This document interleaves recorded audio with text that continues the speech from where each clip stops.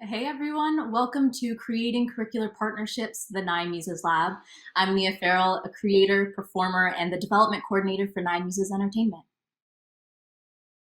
Hi everyone, My name is Rachel Friedman, and I run the NYU Tisch School of the Arts Drama Office of Career Development and Alumni Engagement. And my name is Bryce Dallas Howard, and I'm an actor, director, writer, producer, the founder of Nine Muses Entertainment, and the teacher of the Nine Muses Lab. Well, using the partnership between NYU Tisch Drama and Nine Muses Entertainment, we'll be talking about curricular partnerships and the best practices if you're interested in creating your own. My introduction to the Nine Muses Lab was as a senior at NYU Tisch Drama, where I had the current question on my mind of what's next. I was waiting for permission for someone else to say yes to me in order to make that transition from student to professional artist. But what the Nine Muses Lab offered were the tools and the experience to first and foremost say yes to myself, to give permission to myself to generate my own work and cultivate my own opportunities. So I'm genuinely very curious about how the lab all started, considering that it had such an impact on where I'm at today.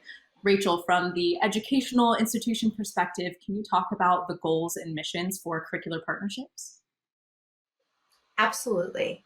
I think where it all started was I was hired about 4 years ago to assess where Tisch Drama's curriculum was in terms of alignment with career development, both for its current students and its alumni. So that really started with me trying to develop a mission and the goals for what my office would achieve.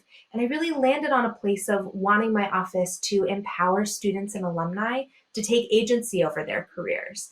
In the entertainment field broadly, this office aims to reflect the diversity of the creative careers that exist today and the fact that this is a rapidly changing field. So with that, we really want our students to utilize technology, to have a good sense of their personal branding, and to really embody the spirit of entrepreneurship. And we also want them to develop sustainable lifestyle practices and really lean in to what does it mean to be a multi-hyphenate creative. Gone are the days of folks just being an actor or just being a director. We're finding that people are actors, directors, writers, just like Bryce is, and also authors, podcast creators. The list goes on and on. So we really wanted my office to mirror the fact that that is what the professional landscape looks like. And as I developed this mission, I really came to realize that I wanted there to be curricular moments, moments where we could integrate this into the pre-existing curriculum, but also create brand new curricular partnerships and new courses. And I felt that those curricular partnerships would create a broader culture shift for the department at large to be more in line with career development and making sure that our students feel really prepared for their next steps and making sure alumni feel empowered to take on the constant innovations that are happening in the field. And Bryce, as the partner in this curricular partnership, where did the idea for the Nine Muses Lab come from as a necessary course for students and artists? Yeah, so I went to Tisch, to the drama school at Tisch NYU 100 years ago. It started in '99, and I left in 2002, and I got absolutely spectacular training in the craft of acting. I met a remarkable, inspiring group of peers, friends, a husband, future collaborators. But what happened is, for a lot of my friends post graduation and after leaving school, I really saw them struggle enormously for years. And I realized that they really didn't know how to shift from having a drama degree to actually creating a sustainable career in the arts, as an actor in particular. And so what I kind of observed was that while at school, most of my peers hadn't really gotten a sense of the realities of what it takes to make it in the industry. They really focused on craft and mastery, which is essential. But they really hadn't been provided an opportunity to self-generate their own work while still at school.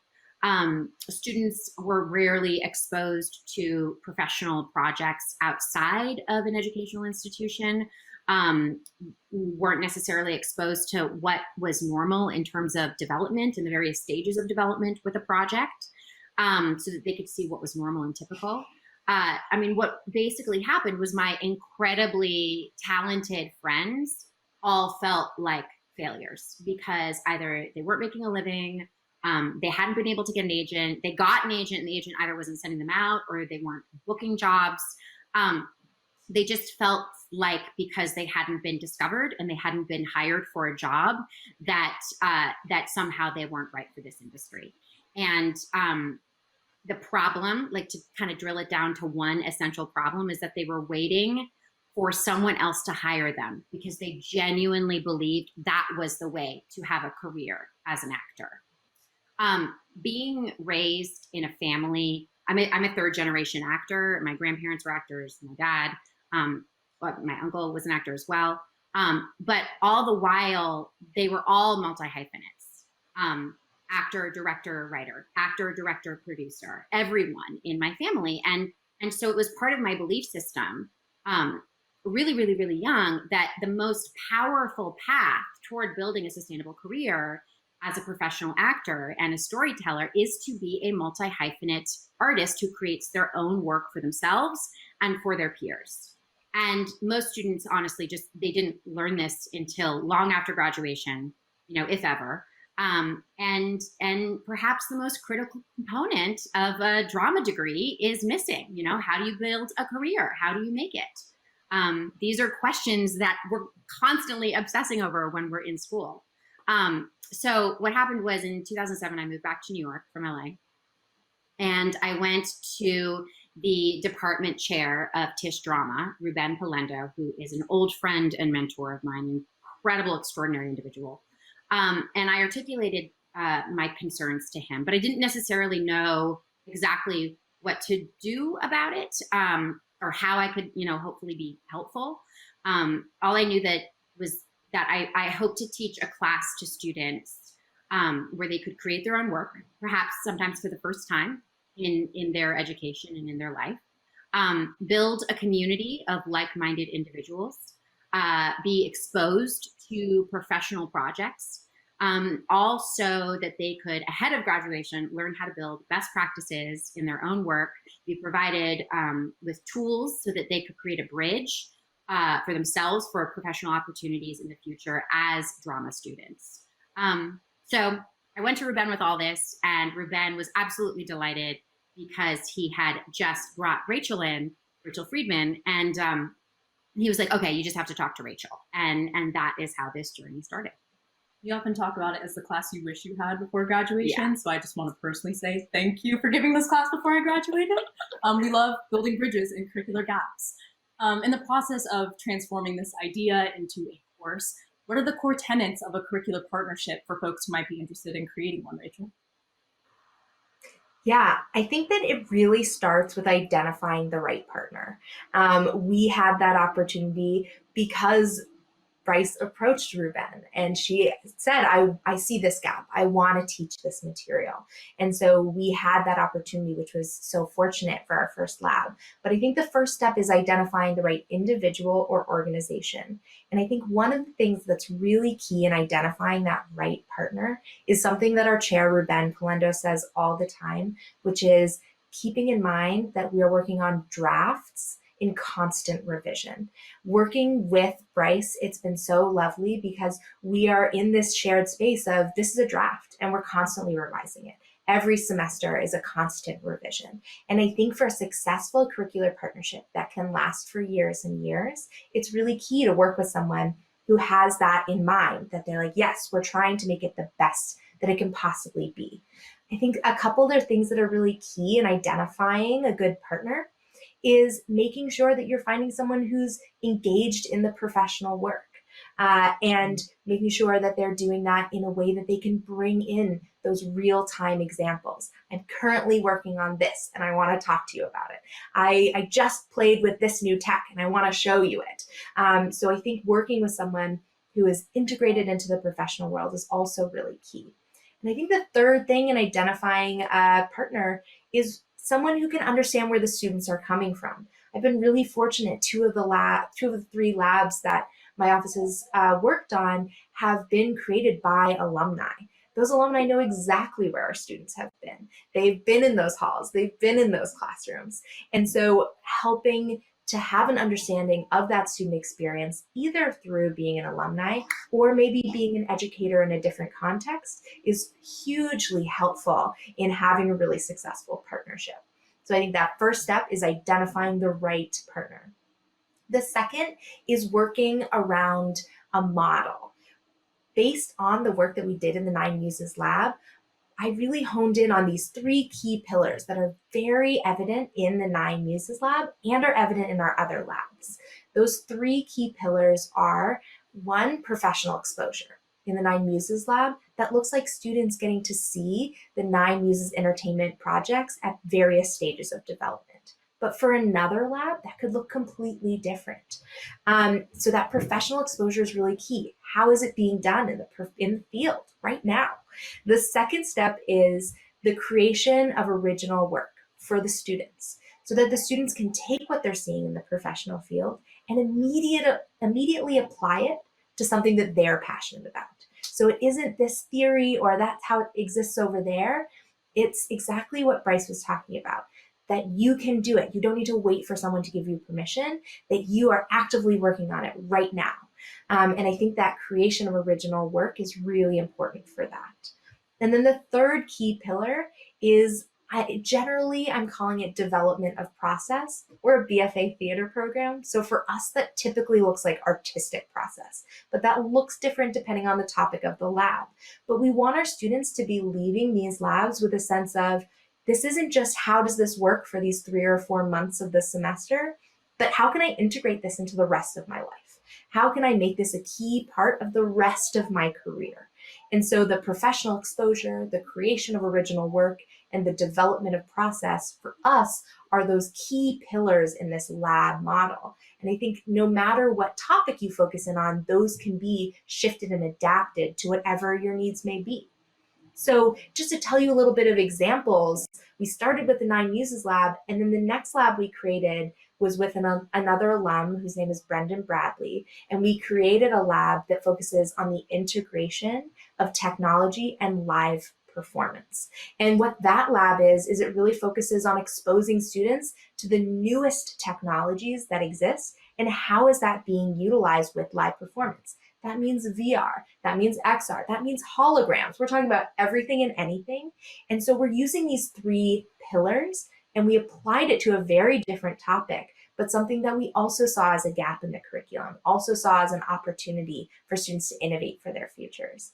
And then the next lab we created just started this past fall, and it's called the Changemakers Lab. And that is about applied theater. It's about students who want to create change by collaborating with specific communities and using theatrical techniques to create that change. These are three drastically different labs, but I hope that you're seeing that all of them kind of have these three pillars: professional exposure, creation of projects, and that development of process. How do you make that a regular part of your life? And I think that from the educational institution perspective, something I really want to highlight for any of you out there that wants to replicate this is that when you start these labs, they do take a lot of time, they take a lot of work, and they take a lot of love, to be honest. And that work starts out very large, but as the lab continues into different iterations, across semesters, across years, that work does decrease. But it's good to keep in the back of your mind, I need to leave time for that. I need to make sure I have the space and availability to work on that. And then I would say the last part, and I think is really key to the success of this model, is finding the right students. Once you've identified this is what the lab is going to focus on, it's going to do these specific things in terms of those pillars, it's really important to find the students that are going to be able to get the most out of that lab. And so for the Nine Muses lab, that looks like a nomination process, and then the students filling out a lengthy application and then doing an interview. And we wanted that rigorous process to mirror the rigor of the course, and also so that we could find a cohort of students that would be able to make the most out of this opportunity. And so I think that finding that selection process is really key to making sure the content and the students are perfectly matched. But that application process is going to look different for different opportunities. For our Brenda Bradley Integrative Technology Lab, that looks more like students talking about the technology that inspires them. It looks more like, oh my gosh, I saw this project and I loved it and I want to do something like that. And for us, in that lab, that's the better fit for selecting the right students. But it really varies based on the content of your lab. So I think that really honing in on that application and selection process really completes the core tenets of what makes a curricular partnership really successful. Bryce, you've now taught 4 semesters of this class. Congratulations. Thank you. You were there for every single one of them. Thank you. How do these principles apply in the day-to-day of the class?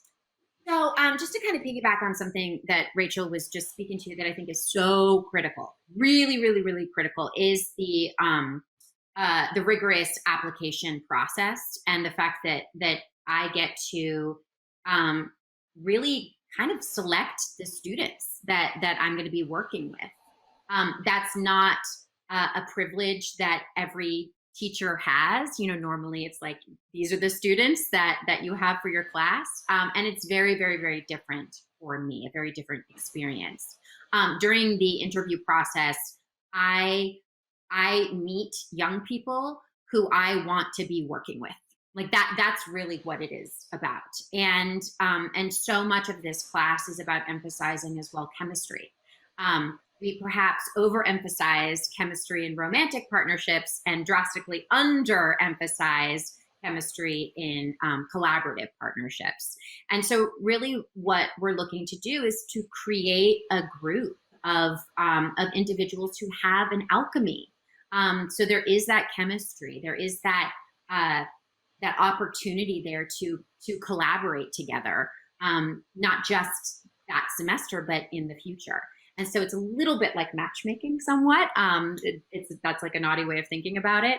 But it's really, really, really a wonderful process, and something that is key to me. It keeps me incredibly engaged, not just with the students that semester, but ongoingly. I absolutely adore these individuals, and I'm so, so, so lucky to be able to continually have relationships with them because of that. As Mia mentioned, the class on a whole is really, keep in mind, this is drama students where, and drama and acting as a craft is a very, very, very ancient craft. And so there are ways to teach acting that have been established over the last millennia, honestly, but in particular over the last 100 plus years. And it's something where ultimately at the end of the day, when you're done training, the idea is like, ta-da, don't you want to hire me? Ta-da, I'm all trained. I can do it. And that's just not the world that we live in, like at all. My area of knowledge and experience is in particular with filmmaking, with storytelling, but in the filmmaking medium, writing, directing, producing. And so what we ultimately landed on was creating a lab that had a focus on filmmaking and exposing students to that process as a whole. Many of the students we work with, they're attracted to this class because they are multi-hyphenates. They don't just think of themselves as only actors. And there's a variety of multi-hyphenates that they all have. But the focus in particular with this course is creating essentially your own short film. So what that actually looks like is modeling the real world process of developing a film. So it's going from learning development practices, development terminology. We read Save the Cat. They understand the hero's journey. So they can become like very fancy like development executives. Feedback is a huge part of, like Rachel said, just developing the course, but also within the course. Folks aren't really taught how to give feedback and how to receive and implement feedback. And that's a tremendous focus in this class. So there's the development project process, like I've mentioned. There's a pre-production process, the production, post-production. It's just really key that students leave this class feeling like I've come up with something, an idea, I executed it, I'm finished with it, or it's arrived at a place where I can actually share this with someone else. It is key that they leave with something in their pocket that is exclusively theirs. The benefit as well of having an experience where students are thrown into the process is also really key. Being able to be resilient in that regard, being able to tolerate the sort of like the how on the spot you feel when you're creating something and you're collaborating with others. Those are good feelings for students to experience prior to graduation. Post graduation, it's really, really, really, really scary, and there's a really significant learning curve.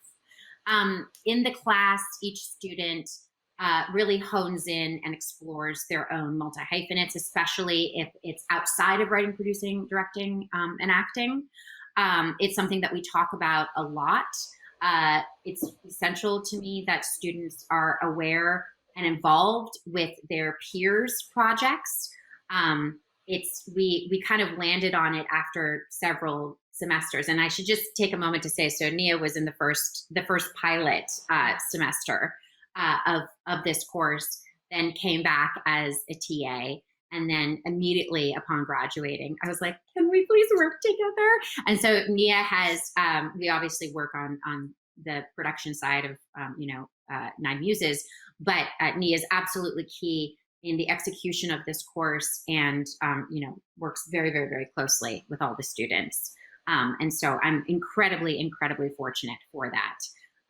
So in doing all of this, we hope that this program can serve as a bridge between conservatory training and the professional world. And I want to say I'm not encouraging the students to not act, but I am encouraging them to take on a variety of new roles that they perhaps never have even thought that they wanted to try. I think that the sort of like the secret weapon of the course is the amount of time that students get to work with one another. I would like to think that I'm a helpful resource. I know that Nia is an extraordinary resource and example for students, but in particular, it is about their peer group over the years that is going to make a difference to them and their careers, whether or not they're actually making a living at their work. So it's not just about the individuals in the Nine Muses Lab growing. It really is about the community growing together. We do many things in order to encourage this. We have recent alum buddy up with students and act as mentors. We're about to launch a program that is specifically focused on recent grads. So this like bonding is essential and amazing and really important for students, because it's a wild world out there for absolutely everyone, but particularly for actors. We are not yet trained for the professional landscape that exists, and this training is part of it. Well, what I will say is, even though the making a film takes up a large portion of the class, what I personally treasured as a student were the moments of professional and personal artistic development. There's the making a short film, but there's also the mastery, the personal growth component, the continued refinement of tastes and skills as a multi-hyphenate. And what that looks like ranges from free writes to personal assessments to reading great books like The Artist's Way by Julia Cameron, Big Magic by Elizabeth Gilbert. And in class, we'll also invite guests who are currently working in the industry for a Q&A. We'll ask them about their specific artistic path, but also practical questions that pertain to where we as emerging artists are at right now. And all of these guests consider themselves multi-hyphens as well, which I found to be extremely helpful to hear how they carve their own path in the field. I think what made this class such a game changer for me is the combination of exactly what you and Rachel were talking about, which is creating my own work, being exposed to professional projects, and developing my own personal artistic practice. What I know of my own journey and what I've seen in many of my peers is that this course has altered the trajectory of what we're doing after graduation.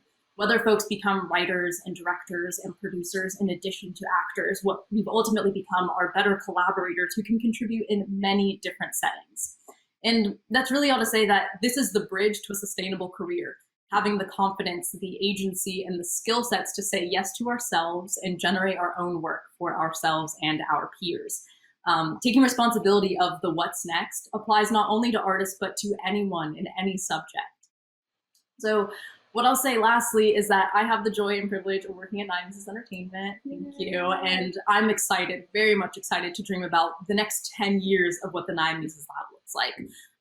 For me, I think I would consider like refining the resources and the lessons we're offering that truly empower students. I hope we also continue to evolve with the industry. And so Bryce, as the 9 Muses Lab continues, how would you like the class to develop?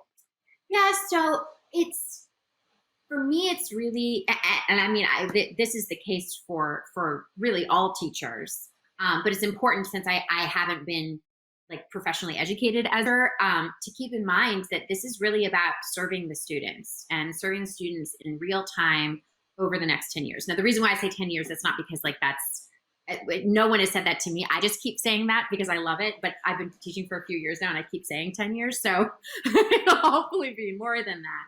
But it is really about semester to semester honing in on what do these students need, what do they deserve, and what is it going to take for them to succeed as emerging artists in the current entertainment landscape. So what we've landed on, what I keep kind of striving to do is to incorporate more practical filmmaking knowledge into the course. So whether or not it's bolstering how students navigate, their post-graduation life, whether or not it's about, continuing to develop, ancillary programs that will support them with that transition. I just really want students to, ahead of graduation, feel like they have the tools and the resources to adapt to a rapidly changing world and industry. There's a significant learning curve, always, and being comfortable with that and knowing that is what is standard is something that I really hope to continually impart to these students and to create a world that supports them with that. Something that we realized this last semester is a really good example of this. Obviously with COVID, we did the semester remote and entirely remote. And that was something previously, I really loved being in person. I loved getting to, physically be in a room with everyone. I mean, we're human beings. We're like, that's what we want. We want to gather. And while that is an important aspect of the course moving forward, and I definitely felt that missing this last semester because it was remote, there were things that we learned that were good about that as well. We were able to bring in so many guest speakers, which I think is really, really, really important. Just to hear what's normal, to hear what it takes for people. It's so much harder than you would ever think. It's weird. It's like a weirdly challenging industry. But then when you hear that other people have had, the challenges that they've had or faced the obstacles that they have, and you hear how they navigated it and kind of what, how that story ended for them, it's incredibly encouraging and empowering and enlightening. It's a privilege that I grew up with, hearing my grandparents, my dad, my uncle, their friends, their mentors all talk about what it takes to make it in the industry. And it's not, unless you actually kind of have that insider's knowledge, that's not really, like, people don't really know. They don't really know. And then they think it's their own failure, as opposed to the failure of an industry that is honestly not transparent enough yet in order to navigate. So we hope to kind of like lift that veil for students so that they don't internalize the challenges that everyone faces in an industry as unwieldy as the entertainment industry. So from my, I would say kind of like overall, from my vantage point. So I'm someone who, like, I don't love networking. Like, I just, it's really, yeah, it's totally that. I don't love networking. When folks are like, "Ooh, let's go to coffee," I'm like, "Oh, hell not." But it is an important aspect of this industry. You know, none of us can create in a vacuum. That's part of the joy of storytelling and filmmaking in particular. Not just one person can do everything.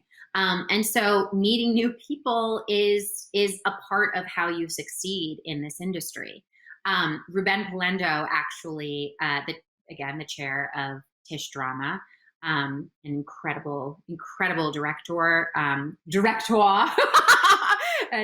he has a theater company, Theater Me Too, that I was a part of when I was a student and had recently graduated. And so Ruben, actually, when I first talked to him about this course, he was saying, you know, these are your future peers.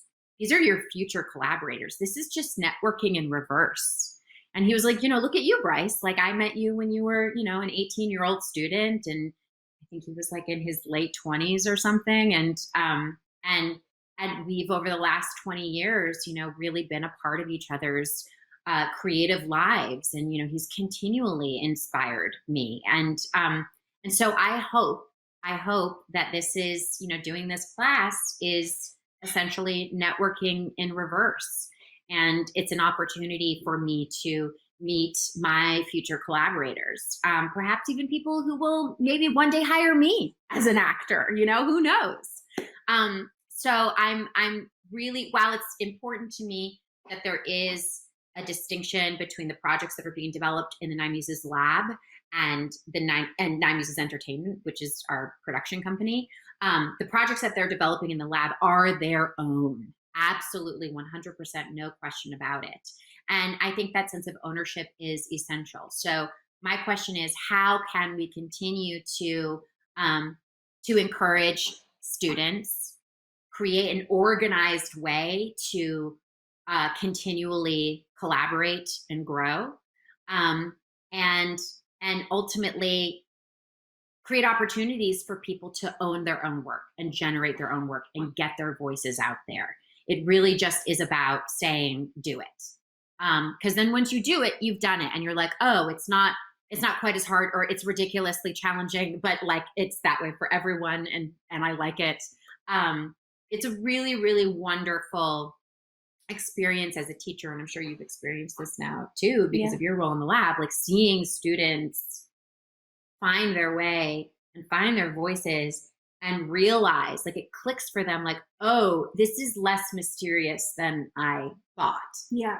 It's just really about rolling up your sleeves, you know, and learning in real time. So yeah, that's really my hope for the future for this lab.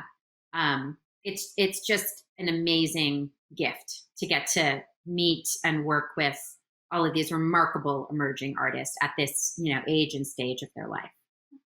That's so beautiful. Oh, thank you. Yeah. Rachel, so zooming out to the lab model and curricular partnerships in general, what dreams do you have?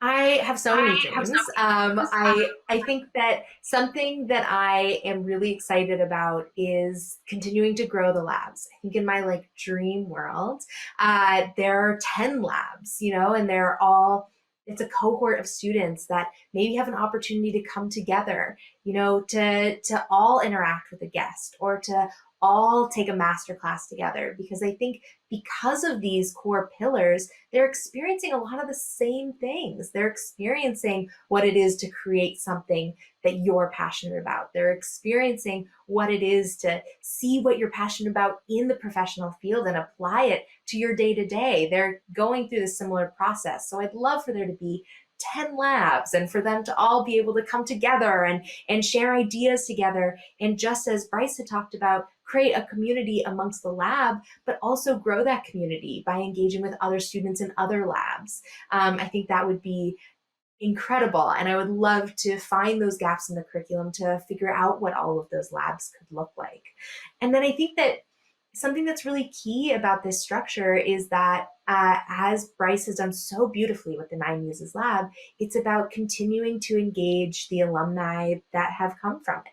They've developed this community. They've become a community of creative collaborators. So it's about how can my office provide resources for that community? How can I continually engage those alumni back with current students, like I've done with Bryce, like I've done with some of the other labs? And that could be them coming in to talk to current students 2 years after they've graduated, or maybe 10 years later coming back and teaching a lab.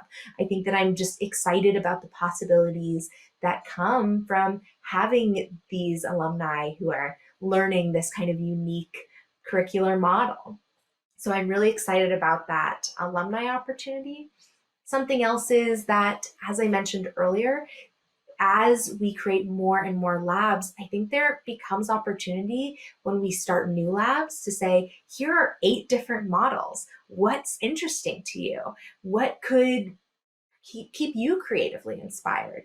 And so I think that part of this is it's a partnering of the partner and the students, and making sure that there are lots of different ways to be able to do that, lots of different ways to make sure students feel really successful in that model. And so I think that that also helps with the scaling of it, that it feels a little like a smaller lift every time we make a new lab, because we've done it different ways. We know the language, the systems have been created in a lot of different ways. And so it creates just a little bit easier and more sustainable of a growth plan for continuing to add more and more labs. I say something else is that this is one model of curricular partnership. And I think that what I love about this model, as Nia talked about earlier, that the Nine Muses Lab is a very small group of students. Most of the labs are. And so the opportunity to grow the labs is an opportunity to reach more and more students in our department.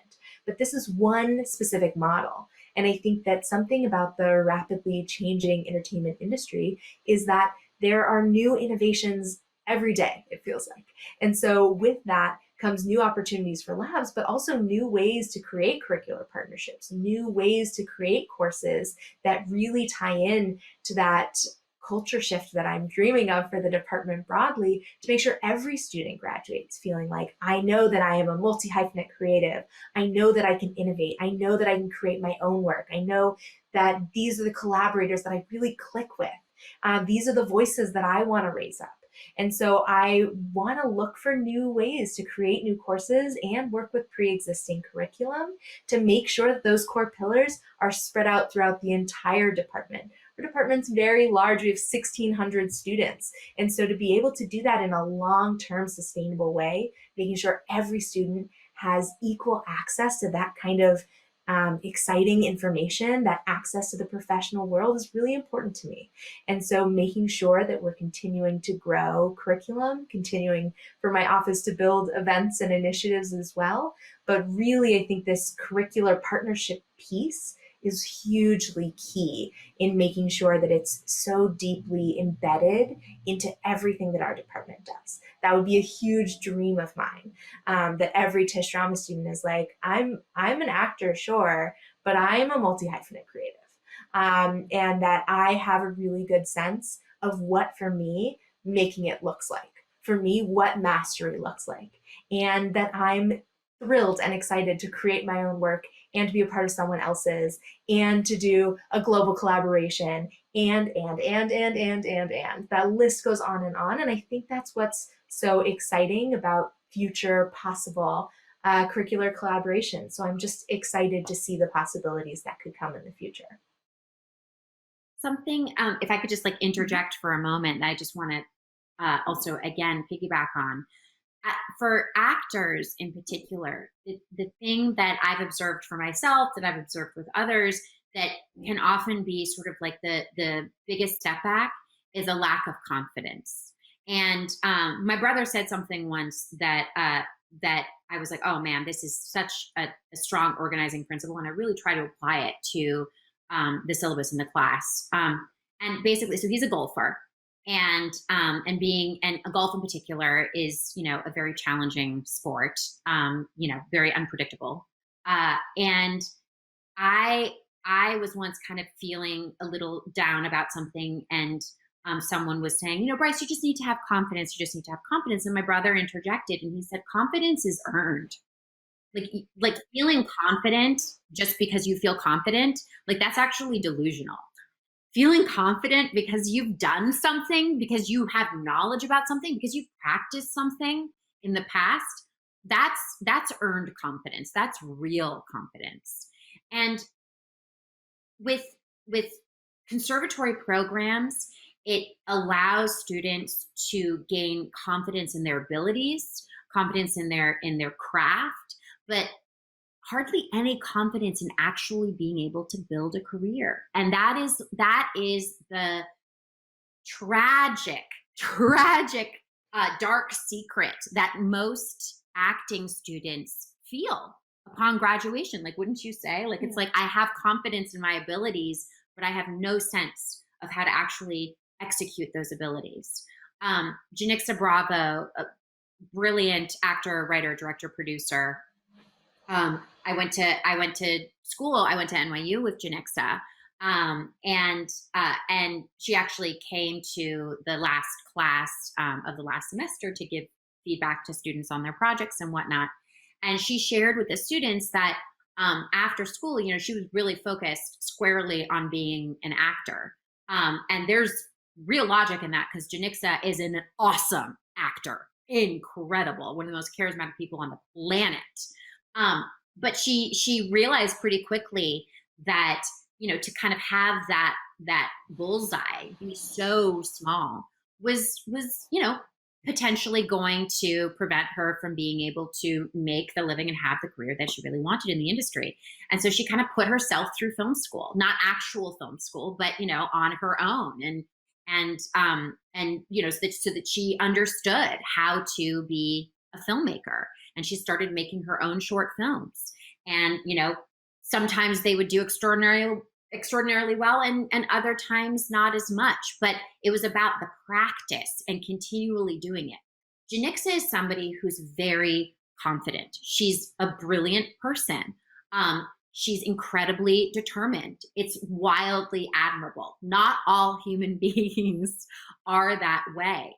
And so building in a structure early for students so that they can, while they're still in school, practice and experience doing things that are outside of their so-called wheelhouse will allow them to continue that practice moving forward. Something that we do in school is, or in classes, is we have profiles in tremendousness. And it's a way of students being able to learn about, what it took for other people to get where they are. And my hope is that if we can sort of take that learning curve that typically has happened for most drama students post-graduation and scooch it forward so that they experience it as upper class men and women and individuals, I think that is the thing that I'm most personally passionate about. And what you've both done is not only address a gap, but fundamentally change the landscape of how I, as a student, can enter into this industry. You're saying, like, lifting the shield, bringing more transparency to particularly the entertainment industry, but to all industries in general, because there is such a fear about what comes next. So I think this model can absolutely shift and create a new generation of 20-somethings entering into the world feeling ready and prepared to make their own opportunities. As it is a tradition in the Nine Muses Lab, we usually end with making a birthday wish for the day and the days ahead. If you're watching with us, we would love for you to join us in that tradition. And so if you could close your eyes, everyone. Yeah, so the idea of this is it's super awkward with Zoom. Like, Yes. Zoom is like crazy awkward. And in particular, being like, bye. And it's like a really weird thing. You're like searching. Yeah, to and get it's out. like, So what we do is, and this is something actually that I learned from a teacher named Kim Gillingham. And what this is just at the end of class, at the end of the session, which this is, just take a moment. We're going to do this, everyone. And you just think of your wish. Okay, what would you like to create? Right? Anything else specific? What would your dream curricular partnership be? Yes. Yeah. And just take a second and kind of think about this. And what's going to happen is when we actually blow out the candle in the middle of it, it's going to turn off. And then we're all left with our collective wishes. Okay. 3, 2, 1.